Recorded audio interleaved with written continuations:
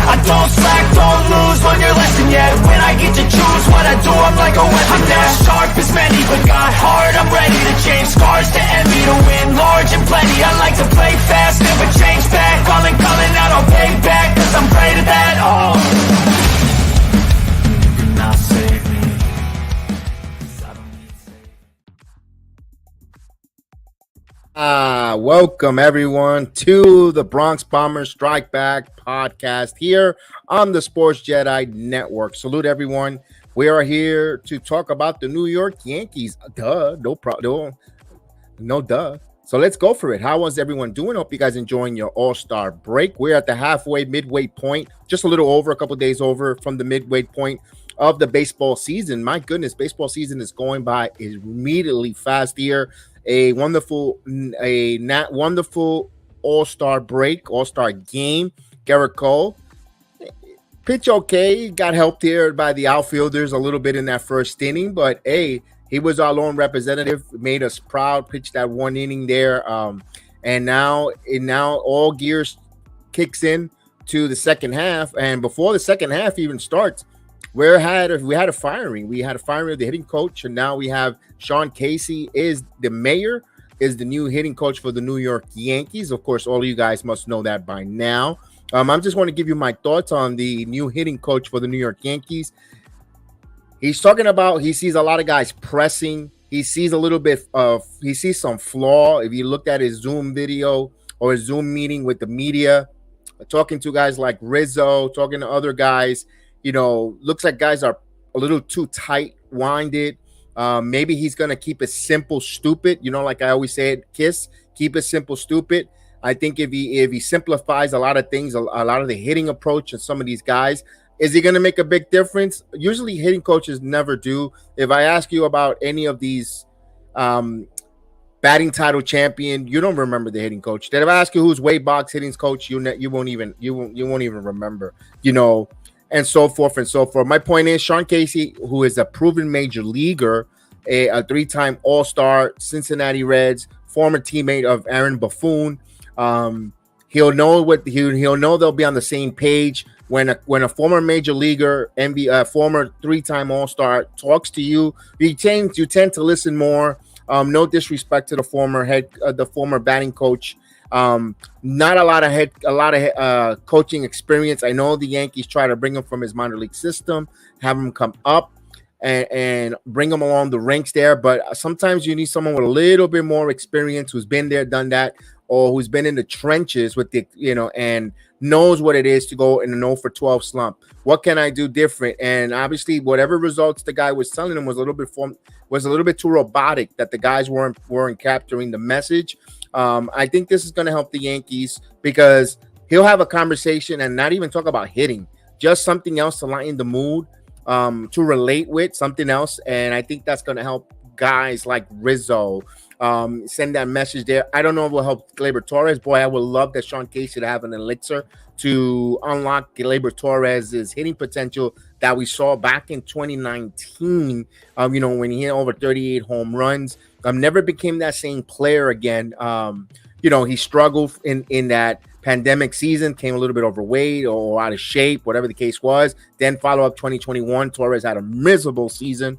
And boy, the Yankees know there's potential there. But when he plays, when he's on, he could look like one of the top 10 players in Major League Baseball. But when he's off, my goodness. Of course, we want to see what's going on. We have our grades. We have our report card grades on the New York Yankees, but we're talking about the season. This season, in my opinion, I do a lot of the watch-alongs here. Probably about 80% of the watch-alongs available this season. And I tell you one thing, it's like a roller coaster. It's a roller coaster. The Yankees 2023, if I sum her up, it's a roller coaster. You see the good, the bad, and the ugly. And boy, we're gonna talk about a little bit of the good. Let's talk about the good. We always want to. Everyone wants to go with the negative first and the horrific. Let's talk about the good things about the New York Yankees here. Here's the one thing that I'm going to say is really, really impressive and good about the New York Yankees in the 2023 is that they're still 7 games over 500. Currently in 4th place, but 1 game out of the 3rd wild card. But they're 7 games over 500. The team hasn't played under 500. Have they underperformed? Absolutely. We'll get into the ugly and the bad. But the good part is they're also starting to get hopefully, knock on wood, their starting pitching will start getting healthy. So looking into the second half of 2023 to close out August and September, maybe the Yankees as a whole will be completely healthy and pitching wise 100% ready to go. You know, one thing you got to say, start in, start out. Garrett Cole, every 5 days you pencil that man in. That man is there. I know a lot of us Yankee fans get frustrated. I've gotten frustrated with Garrett Cole in the past, thinking that Garrett Cole, he hasn't lived up to his money. Yes, I remember that. I remember doing that watch along. That's my first year of doing the Yankees watch along here on my channel when that playoff game, that wild card playoff game against the Red Sox, he didn't live up to bill. Maybe, you know, we understand he was probably dealing with some injuries, a hamstring. If I remember, it was a hamstring issue with him. It was a little chilly. There was something. He wasn't 100% healthy heading into that start. But it's still, all in all, a lot of us remember the negative, but we tend to either take for granted what Garrett Cole brings to the New York Yankees. You know, he stops losing streaks. He goes out there. He helps the bullpen if it needed be, and also he's just a gamer. You know, regardless if you like him or don't like him, if he doesn't have the 10 strikeout performance, even if he's not the Garrett Cole that we saw coming out of Houston, but he's still very, very good for the New York Yankees, reliable, you know, number 1 starter. If you could ask me, you throw him out there for and you know what you're going to get from Garrett Cole, you know, at least regular season wise. Postseason, we can have a different conversation for a different day. Now, that's one of the good. The other good is the bullpen. You know, no matter how much they plug and play different bullpen arms, we know Loizica won't be back. Last year's trading trips that we had, Efros and Trevino, of course, surgery, not part of it. The bullpen as a unit has been very well. Maybe we're probably seeing the resurgence of Clay Holmes in the back of that bullpen. Is he in the circle of trust? He's getting there. Me personally, my opinion, I trust him, but he's not. I don't blindly trust him 100%. I could trust him 85% of the time for a Clay Holmes. And the other pieces in the bullpen, no matter if it was from a Michael King bouncing back from that injury, Mariacho was a little shaky. My only concern when you have bullpen and going forward, Tommy Claney has been phenomenal. You know, that final game on Sunday before close out the regular season, that was one of the ugly. So we'll talk about that soon. But all in all, and whole as the season, I think the bullpen was very, very good. I'm starting to see, I'm a little worried though, maybe a little bit taxation, a little overusage, something that we've seen a lot with the manager, the uses of the bullpen, going to the starters, only go 5 innings, 5 2/3. I'm tired of the 5 2/3, you know, or 6 1/3. You know, no one gives you a good 7-inning quality start when it comes to the New York Yankees starting pitching. Is by design? Is it by design? Is it by the analytics? Is it by the general managers, by the manager? We will talk about that in a moment as well.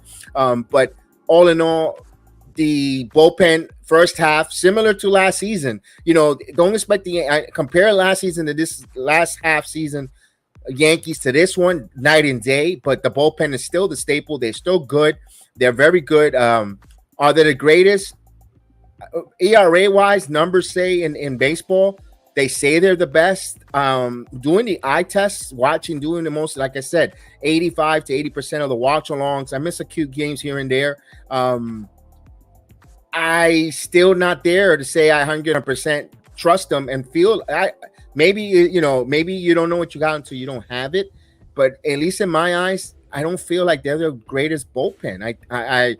I'm still worried that they don't have swing and a miss stuff. You know, especially in the closer. I want a closer to come out there. And I know, I understand Chapman didn't work out, whatever the case was. But I'm used to the strikeout, a guy who gets swing and miss stuff, especially in that 9th inning or if he comes in the 8th inning with need 2 outs or 1 out, he's going to come in there with runners in scoring position and get the strikeout. Not the contact. And that's one thing I know a lot of Yankee fans wanted Waldy Peralta when Clean Holmes was struggling. And Waldy Peralta doesn't have a swing and miss stuff.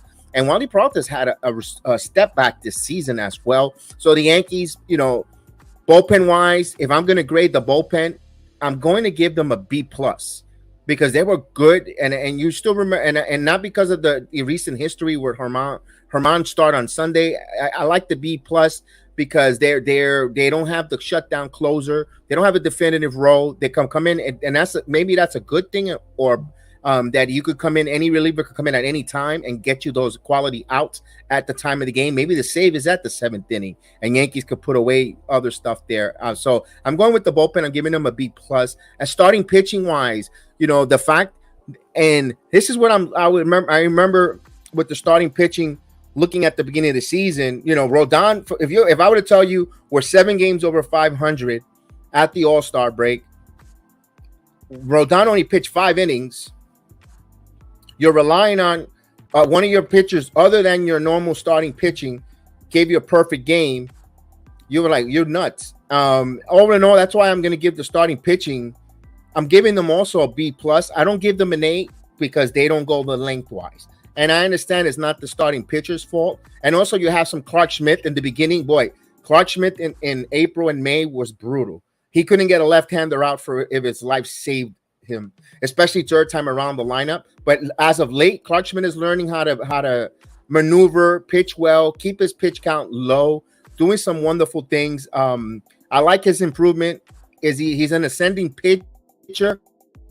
And that's what you want when you're young. Remember, he's only young. He's 25, 26 years old for Clark Schmidt. He's one of our young arms, and he's ascending. I know a lot of Yankee fans think he's still no good or has worries, and rightfully so. He hasn't earned that trust yet, but he's working on it. You see growth and development when it comes to Clark Schmidt. You see Domingo Germán as well. Domingo Germán, boy, talk about a resurgence. Talk about being down in the dumps and making a strong comeback. He wasn't, you see some bad starts from Herman in a couple of times. Then he had like 7 starts in a row that he was really good. And then he had a couple of bad ones before, I believe the Mets one wasn't so hot. And then he goes out to the West Coast and he pitches 99 pitches, perfect game against the Oakland Athletics. Regardless of the fact Athletics or not, that's still a major league ball club. And it's difficult to get 27 outs and being perfection. Domingo Germán did a phenomenal job with the curveball on that Oakland start. Unfortunately, I had to go to work the next day. Couldn't do that watch along. I missed out on calling Domingo Germán's perfect game, but I watched it over and I looked at it and I was very impressed with Domingo Germán and the way he's going. Now, also what keeps him from getting an A is Luis Severino. There is an issue with Luis Severino, and I've said it so many times on my podcast or on the watch alongs. I think, to me personally, Luis Severino is no longer a starting pitcher. I think Luis Severino should be a reliever, possibly a closer, because he does throw 98 to 97 miles an hour when he lets it go, and you see that in certain innings, and then his velocity tails down as he pitches over 3 or 4 innings, 95, 94, where he gets hurt. I think that's an indication that he could rev it up for an inning or two, and I think Severino, for his future, his longevity in baseball, and that's up to him because he's going to be possibly a free agent to Pete. Might not be back with the New York Yankees, but that's another conversation for another day. I think Severino should be a closer or a bullpen arm. Personally, I think that transition, because when we saw him come out of the pen, when he's coming back from injuries, he's very dominant. The thing is with him, can he be consistent? Can he go 2 days in a row? And how his body going to react? That's the other question. I understand why, but maybe for me personally, my opinion, for his long-term longevity in Major League Baseball, I think the bullpen suits him. Now, that's why the Yankees get a B, because B plus, because he wasn't so great. His ERA is almost close to 6. Not very good. I don't know if it's sometimes they say it's tipping pitches. There's always an excuse when it comes to Luis Severino. We just gotta bite the bullet and say, let's face it, he's not a major league starter anymore. His stuff is great, electric, but not for more than 3 innings. No, not long term. Not for when hitters have to make adjustment. His changeup, although could be effective at times, hitters tend to sit on it or adjust perfectly that well against Severino, and that's why I think Severino should be in the bullpen. And also a little disappointment was Nestor Cortez. I know Nestor Cortez had an all-star season on the IL with that rotator cuff strain.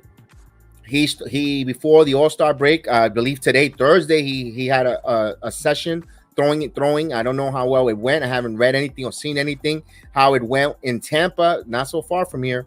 And I live in Orlando, just to clarify that. And Nestor Cortez was throwing this afternoon. I would love to hear a report on how he feels. He's actually tomorrow when we do the watch along. Hopefully we get a report on Nestor Cortez. Maybe he'll get ready for an assignment, but he's not eligible to come off the injured list anyway until August. They transferred him to the 60-day IL. So even if he was ready, if he had his 2 starts, he won't be back until August, or at least the beginning of August there. So pitching, we're giving it a B plus, a B plus also for the bullpen for the New York Yankees in the first half here. Now let's go into the offense. Everyone knows that the offense has struggled mightily.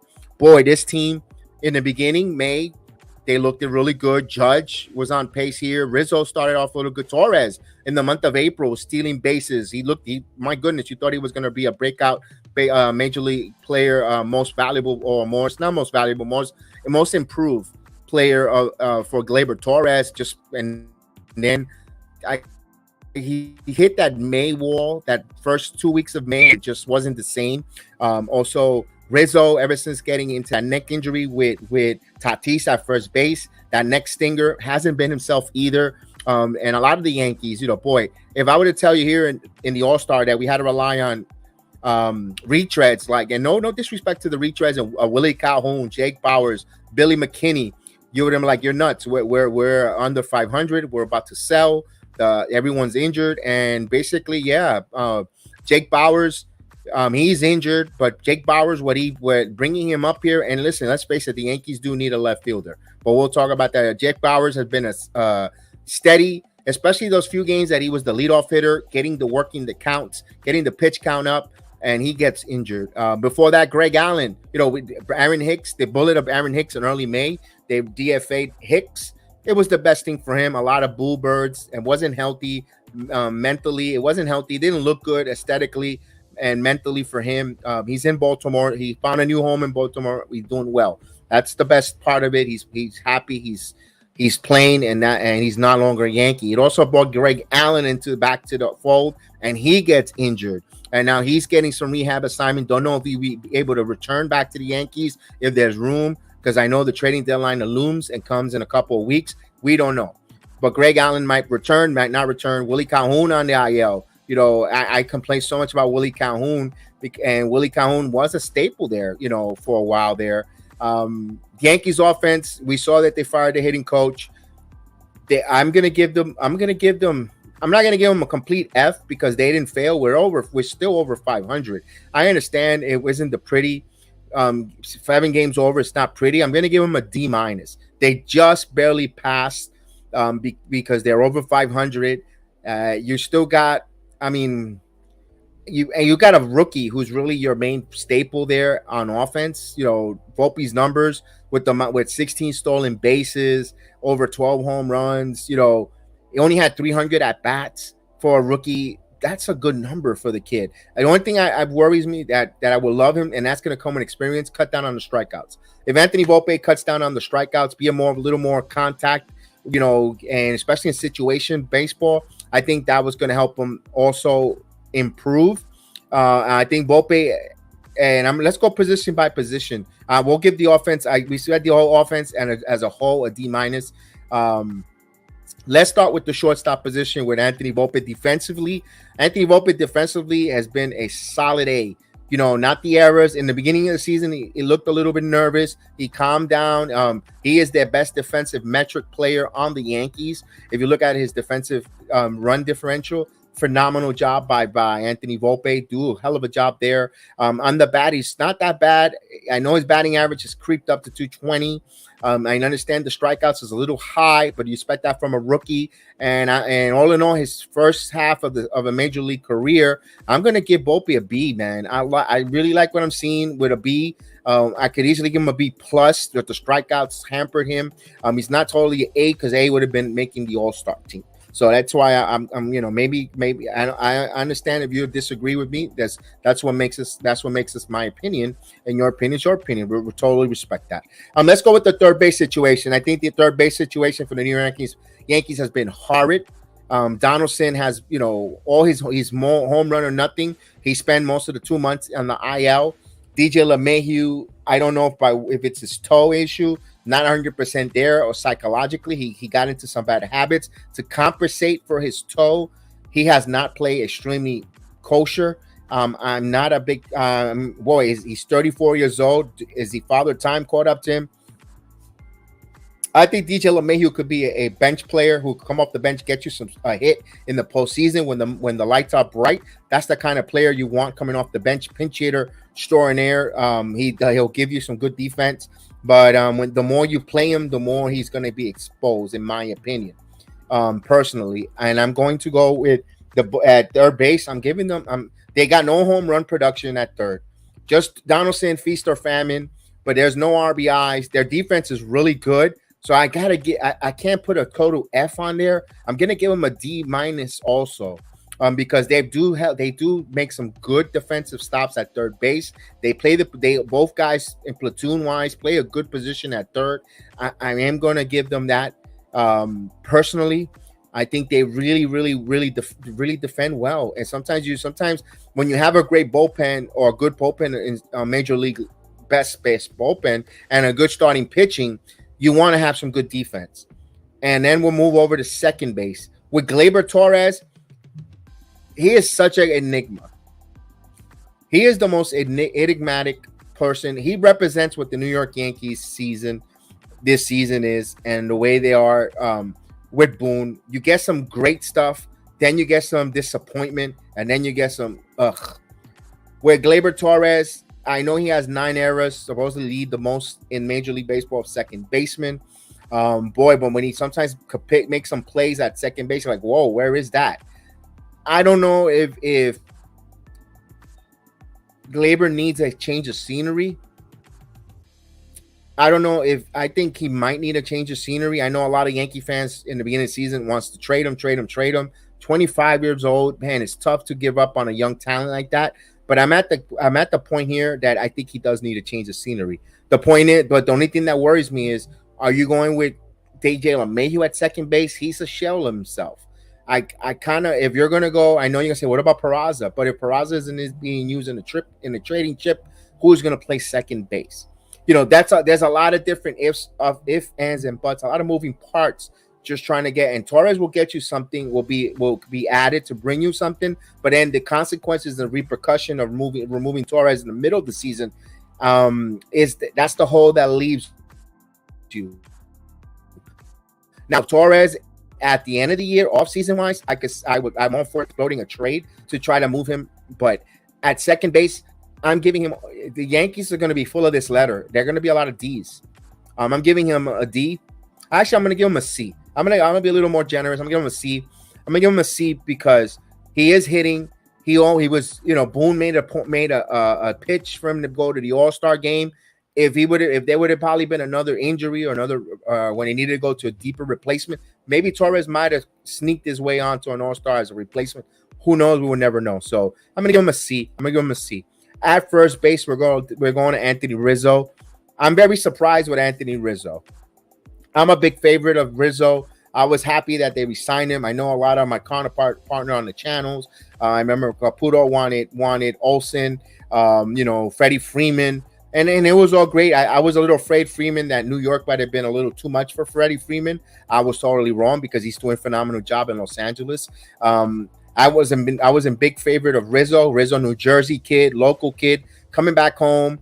He does a lot of wonderful things with charity and all that good stuff. But ever since that neck impingement, he hasn't been the same. And Judge not being in the lineup, You've seen the difference. You've seen the warts on, and also defensively. I don't think Anthony Rizzo has had one of his best defensive. He's a former Platinum Glove first baseman. One thing I say, man, Rizzo at first, I know when we had Luke Voigt and Bird couldn't stay healthy, we were missing that defensive glove at first base, and especially a left-handed.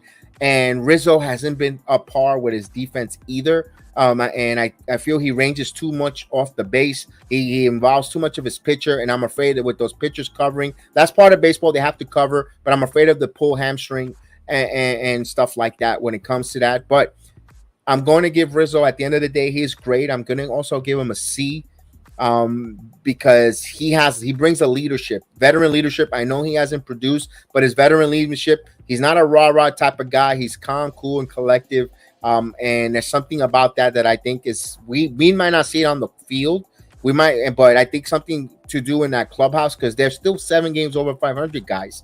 That's why I can't be too critical, too harsh with these grades. I can't give them an F, because they're even though they're not in the postseason yet, only 1 game though, and they're over 500. That's why I can't give them an F. I got to give Rizzo a C. Let's go to behind the plate. Now, the team of Trevino and Higashioka, I am not a big fan. Everyone knows that. I am not a fan of Kyle Higashioka. I'm going to be totally honest. I don't think he controls the running. He cannot control a running game. I think, but one to his credit, he is a catcher of a perfect game. There's a lot to say that with that, the maneuverability, the calling, the architecture behind the home plate. There's something big on that. I think Kyle Higashioka, when he has good pitchers, he could call a good game. He could frame. He could help pitchers go along. And it seemed the only problem with Higgy is that once a base runner gets on, you guarantee your butt that there's going to be a stolen base. Now with the implement of the larger base a little bit, the throwovers limited, and you'll see a lot of teams taking off on Higashioka. Also, his bat, I understand he's a catcher. You're not supposed to ask for too much offense behind the plate, but I think he is terrible when it comes to baseball hitting situation.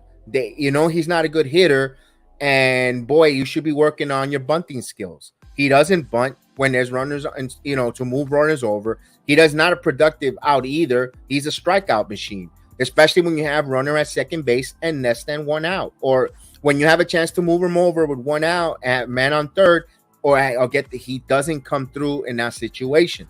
And that's something and I can say that a lot about the Yankee offense. Maybe now with the new hitting coach, Casey, things change. But my point is, I'm going to give Higgy himself as a catcher behind the plate. I'm going to give him a C, because he is getting the best out of these relievers and hitters, relievers and starting pitchers, excuse me.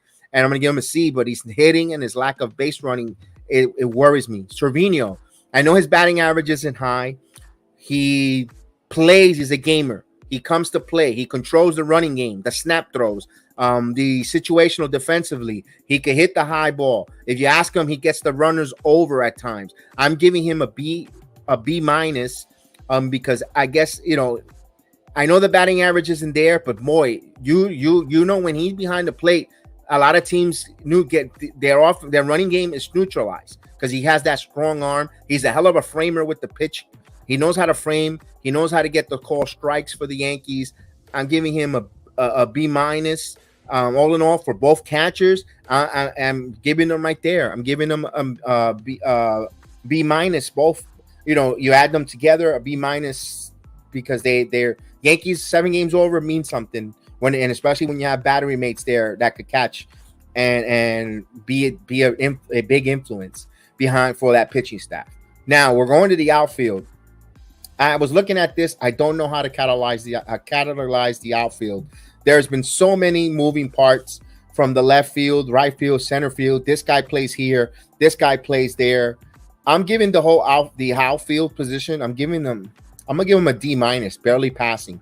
Even including Judge. It's not Judge's fault that he hurt his toe. He actually broke the damn fence. He broke it. The wall, the fence, the door, whatever you call it, inside made it go the other wrong way. And all he got was and to be honest with you, for just having a ligament, I know it's been killing us. on a toe. That's like the worst thing that could happen. He could have been worse. It could have been really worse. That big 6'7" going through that wall like that and moving a structure that's not supposed to move that direction. It says a lot. I mean, he was going out making a baseball play, but he has definitely missed in this Yankee lineup. I got to give, and Harrison Bader, I skipped Stanton. I'm going to go to Bader. Bader, when he plays, he is dynamic. He is awesome. I've been one that been on that anthill about Jordan Montgomery. You don't get rid of pitching for Bader, especially Bader comes here in a walking booth. But when Bader does play, he's very impactful. The way he graces and glides in center field, and he gets to a lot of baseballs, and he makes the plays look easy. That's something really exciting. But what worries me is in the second half, he cannot get hurt for the New York Yankees. He cannot get hurt. Also, Giancarlo Stanton, every year there's something wrong with this man. With a pull muscle, it's not even a baseball play, or at least on the defensive play. It's usually on the offense, swinging or running down the base pads. It worries me with him, especially with all the ifs, ands, and buts that could have been if we would have not gotten that the former NL MVP. What positions, what other players could have been here? We could argue about that until the cow come home. It's not going to change it. I think Stanton was a very disappointment this season, not hitting. It's good to have him back in the lineup. His presence, yes, it is. And I'm glad that it's maybe the second half with the weather being warmer, he'll play more of the outfield, and maybe he'll get into a hitting rhythm in the second half for Stanton. I'm optimistic on Stanton getting hot and actually helping the Yankees for at least about 3 weeks, put the Yankees on his back. I kind of feel that we're going to get that from Stanton. Also, the left field situation has been atrocious. This one, I can't blame no one but the general manager.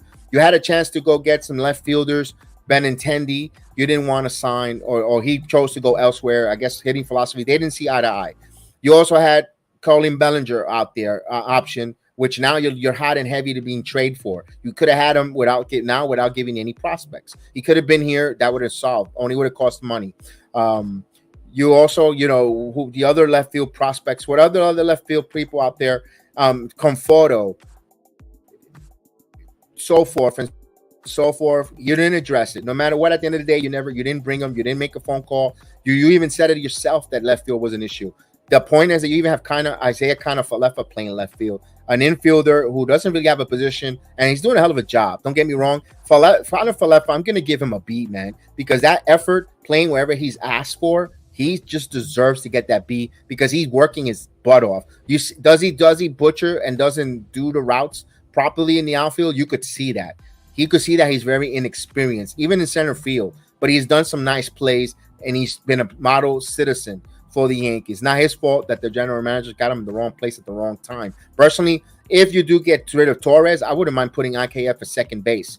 And you want to put IKF at second base, and go to town. If you could get something where you get yourself a bona fide left fielder, an upper echelon left fielder to play, and Torres is going to be part of it, or starting pitcher. If Torres is do it, you got to think about putting IKF at second, at least for the remainder of the season. I think IKF is not going to do any disservice playing second base. You could even have him and Oswaldo Cabrera be your second baseman. If Peraza is not part of the deal, that gets to bring in a bona fide left fielder, because the Yankees need a left fielder. The outfielder position, you got the guys like the retreads, like, Bowers, Frenchie Cordero, and so forth, Willie Calhoun. I'm going to give I'm going to say they disappointed me. I'm giving them an F. It's the first F where they fail. Because their whole offense is atrocious in the outfield. They can't stay healthy. Stanton can't stay healthy. Judge, unfortunately, down with the toe injury. Then you have the retreads out there. No left fielder, per se, who could really command, who could play defensively out there. And I'm going to give them F on that there. All in all, they're hitting. I told you already where I thought about it, a D-. They're pitching, they're B-. The bullpen, a B-. But the first half of the season, before I give you that, I'm going to go with the manager. I think Aaron Boone is so lucky. He's so lucky that his group could pretty much manage itself with all the, because listen, think about it. A team that every day has a damn different lineup. You don't know where the hell you're batting. You're a player that you're gonna come to work, and you don't know where the hell going to go to work. It's like going to, I'm gonna be here today. Maybe I go there today. Maybe I go there today. Who knows? Baseball players are a creature of habit. We heard it time and time again from different Hall of Famers. Man, heck, Wade Boggs used to eat chicken. He has a cookbook, 101 ways to make chicken. They're creatures of habit. They're funny. They're superstitious. They like to hit in a certain batting order. They like to hit in a certain place. They have routines. And if that's all they ask. Keep these guys in that same lineup. That flip-flop, juggling, this, that.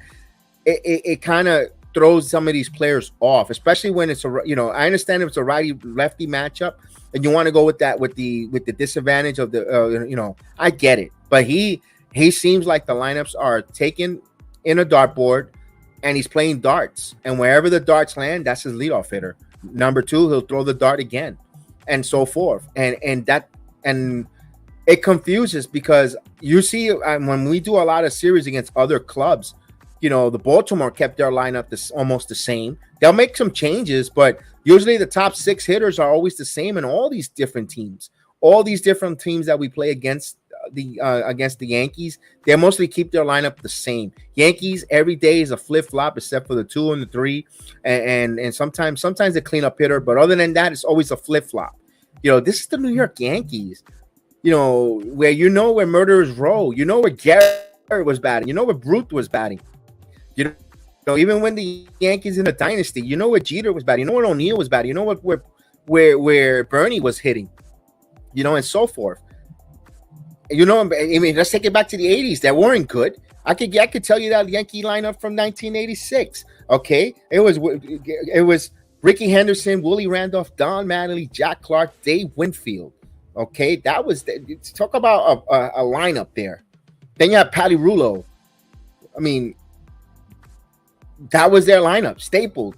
And then you sprinkle in Wayne Tolleson, Don Slott, Rick Cerrone, whenever they, platoon backup catcher, and also for Rafael Santana when he was playing shortstop. That's how that went.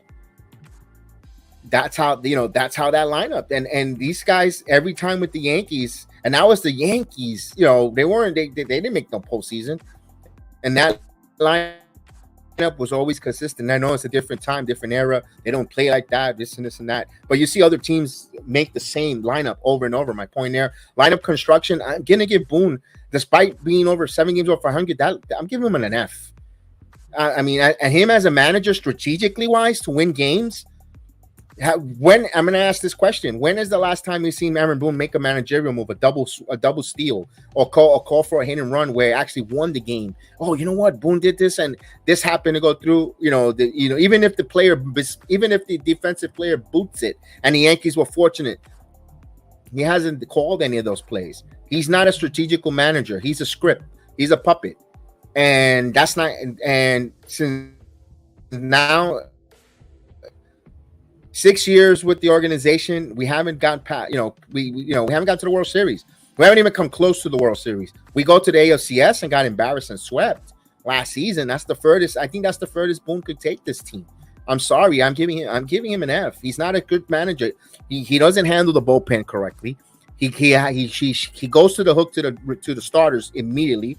He cost Domingo Germán like 4 games this season from the Guardians. Remember that game in the Guardians? He was pitching to the 8th inning, pitch count low. He pulls them and they lose. He's done that to a couple of Domingo Germán starts. Clark Schmidt, a couple of starts. He goes to that ball and he yanks them. I get it. I understand. There is a truth to when a hitter sees the pitcher for the 3rd time, that batting average does get elevated and you have better success. Baseball is a game of mistakes. If you go 3 hits out of 10, you're a Hall of Famer. So you fail 7 times, and you're considered a Hall of Famer. Baseball success isn't failure. The less, and my point is, sometimes we ask you, take the temperature of the game. Maybe the pitcher has a high pitch count, but he's cruising. He's got in a groove. And late in the games, he's getting stronger. He's gotten these guys, he's cruising along and he's good. And then here he comes to make a move. Sometimes some of these pitchers got 99 pitches, 97 pitches, and he's just struck out 3, 3 out of the last 5 hitters, and he's got one more out to finish the 7th inning, send the game to the 8th. Here he comes. Here comes the manager to pull him for no reason. First of all, you disrupt the flow of the game. The pitcher's in a flow. Your defense is in a flow. The offense is sputtering on the opposing team. When you make a pitching change, you know what you just did? You made the hitting team, your opponents, take a minute to breathe and re-energize and go, oh, wait a minute, okay, well, this guy's dealing, man. I don't know we could hit him. Psychological. Oh, they're bringing you on the pitcher. You advantage goes back to the hitting. Because now they're like, oh, this pitcher's out of the game. Oh, I don't know who's coming in. He's probably cold as heck. I'm ready. You know what? Good riddance. He's out of the game. Let's go. That's what Boone does when he makes those stupid moves. And especially when there's also a 3-batter minimum. He likes to put himself into some corners, or he burns too many of the bullpen arms. 5th inning, how is it that opposing teams, their starter could go 7, 8 innings, and they only use 2 relievers, 3. Meanwhile, the Yankees use 5 just to get a one-run victory. And then the next game, we got to hear on the broadcast, oh, there's a bullpen budget. This guy's not available. This guy's not available. Then you're done. And then you're stuck with the Alberto Abreu's, the Nick Ramirez. And Nick Ramirez has been good. But I'm just usually saying those usual suspects for them out there. And then you're like, how am I going to win this game when I got Alberto Abreu trying to protect the 1-run game or keep it at 1 run? Then he comes in and you know what happens? They end up losing that. And those are the type of moves, repercussion and consequences that Boone does because he's trying to follow a script. Managerial wise, he's not it to win this. Hopefully Casey could help him.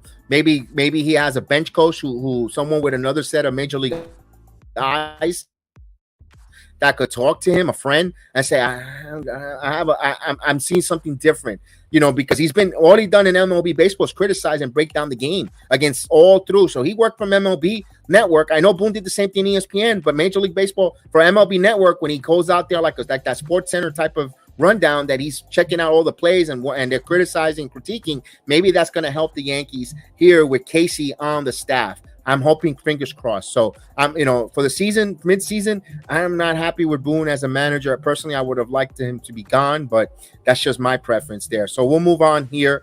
The Yankees schedule came out, but before the Yankees schedule for 2024 came out, we're talking about now the owner, Powell, as an owner. I don't know what truth is not truth. If he wants to be over that luxury tax, doesn't want to go over that second threshold, whatever the case, he's a penny pincher. Maybe that's what's holding Hashman not getting a left fielder. Doesn't want to throw dirt on that. If that's the case, bring up Everson Pereira. What is wrong with bringing Everson Pereira? Either your prospects, either you're building a farm system where you're developing players, or you're not. And man, Yankees are scared, gun shy, in my opinion. Why I say they're gun shy and scared, they bought up the baby Bombers in 2017. Sanchez pretty much almost took the Yankees into the postseason the year before there. They bought up Judge in 2016, and they almost made the postseason. 2017, the baby Bombers took off. Listen, they played their players. They played their young talent. They performed for a year or two, and bottom fell off for some reason. They're not developing on the major league level. Sanchez was Sanchez for the first 2 years was the most lethal power hitting catcher in all of baseball. All-stars, multiple all-star Gary Sanchez. Greg Bird, if you remember, he hit a tough lefty in Andrew Miller that postseason. They hit the home run. The Yankees had no business of winning that playoff. They won on Greg Bird inspiration, hitting that home run. He came up and played. He just totally was injured and couldn't pan out. Andujar was a 40-plus doubles machine. Should have been rookie of the year, in my opinion. And he just got hurt, and they made the move for Urshela. One thing I gave Cashman, guys get hurt, he goes get those Mabins. He gets those Urschelas. He finds those bargain basement. But I think now as Yankee fans, we want some steadiness. We want some guys now that are not bargain basement, that we know they're going to be good players and going to be a long staple there. And I don't know if they're going to do it through a trade or they're just going to play their kids again. I think they're gun-shy. I think they have PTSD when bringing up some of their young kids. We're hearing a lot of great stuff from the Austin Wells, from the Spencer Jones, from Everson Pereira, Peraza. We're hearing, great stuff there. And I don't know, Jason Dominguez, are there going to be a move there? We saw the captain on the All-Star game asking that he would love to see Juan Soto come to the New York Yankees, especially if Judge is not coming back. What about Judge? You know, one of my guys on the chat that always comes on, Mr. Steve Fetlet, said it. I think as soon as it happened, I think Judge is going to need surgery on that toe. It's probably a sprain, and he's been saying it from the very beginning. And what he does need surgery. Personally, I know he's going to try to give it a go, but I just hope he doesn't overcompensate and get into some bad habits for Judge, where it's going to affect him coming back after he's fully healthy. Let's cross our fingers that doesn't happen. Will the Yankees make a trade? That's the next question. Do they make the postseason? You know, right now they're one game out. I think the Yankees make the postseason. Are they a World Series caliber championship team? Sorry, Yankee fans. As much as I want to do the Yankee World Series watch along, I don't think so. Although talk to me in another 2 weeks or another month, you know what? I could say different. But as of right now, on the 13th of July, when I'm recording this video, I don't think they're a World Series caliber team. I'm sorry, they're not. Could it change? Could it? You know what? The Yankees have not played their best baseball. So that's the one thing encouraging for the second half. Can they go into mid-September, late September, into a stride where they start playing their best baseball into October? We haven't seen that with an Aaron Boone team. Usually the opposite. They strong off really strong world beaters and they fade. Hopefully this time around, maybe that's a testament to some of these veterans. Maybe they're like, you know what? We went all out last season and we ran out of gas. So you know what? We're gonna. I hope so. I hope not. I hope so and I hope not. And it's oxymoron catch-22 because I didn't like what we saw. But if they get on a stride and go forward and go into the postseason the way they played that first half of last year, they're world beaters. Ain't no one really gonna beat them because they have closers. They have not closers. They got bullpen arms. They got starters. But the one guy that worries me is Aaron Boone. I'm sorry, guys. Aaron Boone worries the living daylights out of me as a manager. That's the one worrisome I have going to postseason. You see the Alex Coras eat his lunch. Again, I go back to when Brian Bellows was pitching on that Sunday night game where they got swept in Fenway when he had trouble and he trusts his young rookie pitcher, says, calm down, get this final out. And he just told him like that. In words of encouragement, he could have easily went to the bullpen and Boone would have panicked. He would have yanked him and that game would have been, and no, Bellows went out there and struck out the side and pitched well and away he goes. And he gave confidence to the young man. I don't see that with Aaron Boone. You know, and I'm afraid when we go to the postseason, you get the best of the best managers, and those are the things that worries me when it comes to Boone making the decision there because he's too scripted, too analytic. He doesn't have a temperature. And the thing for a guy who's been in the game, third generation, grew up with this, he doesn't act like he never managed or he never played in the game of baseball, doesn't know baseball IQ, and it worries me. But hopefully Sean Casey changes that, helps him be a voice of reason. Maybe he's a Zimmer who could talk to him and make he say something different. I hope so, fellas. I hope so. So I don't know if the Yankees will get Shohei Ohtani. That's a name being thrown out there. I don't know. That's going to cost a lot. Aaron Nola is another name. If St. Louis wants to move him for third base. Carlin Bellinger, another name out there. Lucas Liogito, if they want to, or Marcus Stroman for starting pitcher. If they want to go Jose Soler. You could move Torres. Like I said, if you're going to put Torres, where he could bring you a let's say, for instance, you're going to want to bring in another left fielder like a Soler, and you go Torres for Soler. You move IKF to second. You know what, and that's the only move you could really do if you know you're Yankees. Not going to be great. You know, I don't know. I want Soto. Personally, I do want Juan Soto. I've been saying Juan Soto. If you don't bring in Juan Soto, then just give this left field to Jason Dominguez, man. Let's go. Let's see what the kid got, man. You got to know somehow you got to trust some of these young kids to at least play. You trusted Volpe. I got to give them credit. They trusted Volpe, but man, they gotta. I would like them to see Dominguez. Now, speaking of that, they had their draft. I just wanted to touch on a name that I want you guys to be familiar. Kyle Carr, a left-hander. They only drafted 2 left-handers in this draft. He is going to be the future closer. He won't be ready until 2026. I'm coming on this video now and say I think he's going to be their closer. A flamethrower who throws 99, 98 miles per hour left-handed. He already had his Tommy John surgery. Post Tommy John, he's throwing those high velocity. Keep an eye on him, folks. Keep an eye on him. I think he's going to be Yankee closer in years to come. Another name that I'm looking around here that I wanted to throw out there that I'm looking, Rico Rigo from Oklahoma. The Yankees took a lot of a lot of collegiate players, not a lot of high schoolers, college experience. I think they really want to get these guys ready to go. I think they're really going to try to develop these kids out of college to see if they make the major league and try to take costs down and retool with their money. It kind of throws me that way. But of course, it's going to take 2 to 3 years for these kids to actually make their major league level. But Rico is the second baseman. Rocco Rigo, taking a second baseman, 5'9", 5'10", who is a spark plug, high energy player, contact, who's just speed. Keep an eye on him. Those are the ones that I wanted to talk to you about. And then finally, for my final thought here, we got the regular season. Actually, that's this year's. We got the new 2024 regular season schedule came out, and here it is. The Yankees open up 3 with Houston. So they got 3 games with the Houston Astros. Actually, 4 games on the road at Houston. Then they go to Arizona. Their home opener will be in Toronto, against Toronto at Yankee Stadium, followed by the Marlins.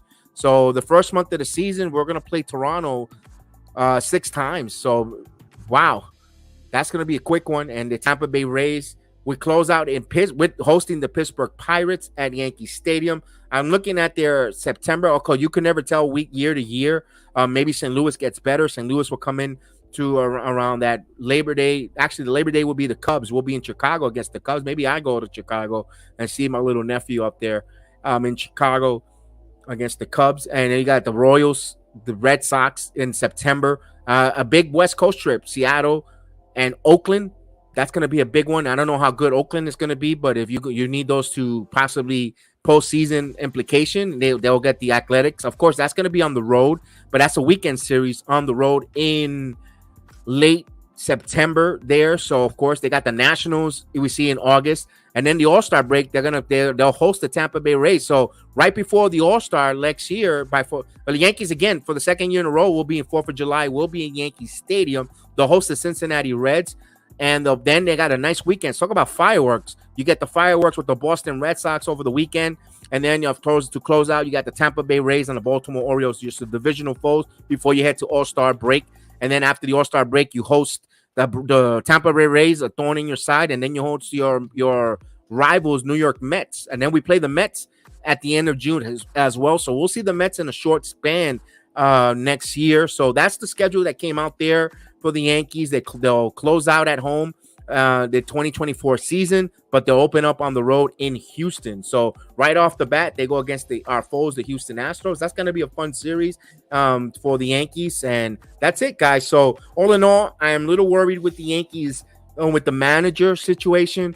Their prospect huggings, are they prospect hugging? I don't know, because if they don't make any moves, if they stay pedestrian on the trading deadline, then you got to play some of these young guys. I understand it's tough when you have a 40-man roster, to move guys up and down the 40-man roster. And I didn't even mention Chaparro. So Andres Chaparro is another one who's having a hell of a season in AAA hitting.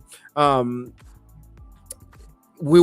time will tell. But Yankees never stand pat. One thing, they try always to kick the tires, move. Bastioni reported the Yankees are interested in Ohtani now, which I'm just thinking Bastioni just saying that to draw interest from other teams, because if once the Yankees' name are attached to anyone, other teams start getting more interested or more exciting or more inquiry or more anxiety. So once the Yankees' names are thrown in there, teams get to raise an eyebrow. I don't think the Yankees are in the Ohtani sweepstakes. I'll be surprised. And I think they're not even going to go after Soto if he's available. As much as I want him, I'm having a hard time trusting this organization with that move. But we shall see. Please join me tomorrow night against the Yankees.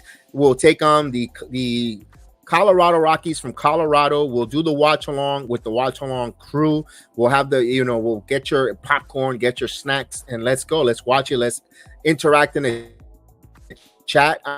I want to thank you guys for letting me speak to you about the Yankees, give you my thoughts. These are my thoughts, my grades. I understand if you don't agree. We could agree to disagree, but that's just my opinion from my point of view, my lens.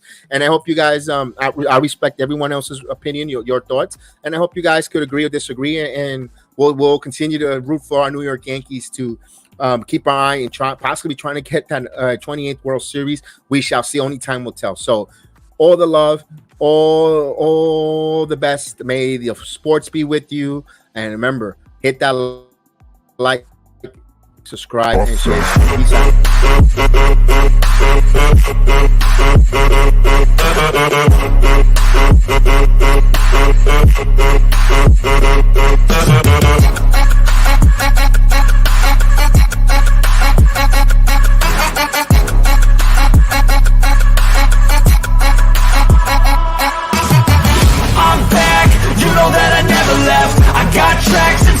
That you never guess. I don't slack, don't lose, learn your lesson yet. When I get to choose what I do, I'm like a weapon. I'm not sharp as many, but got hard, I'm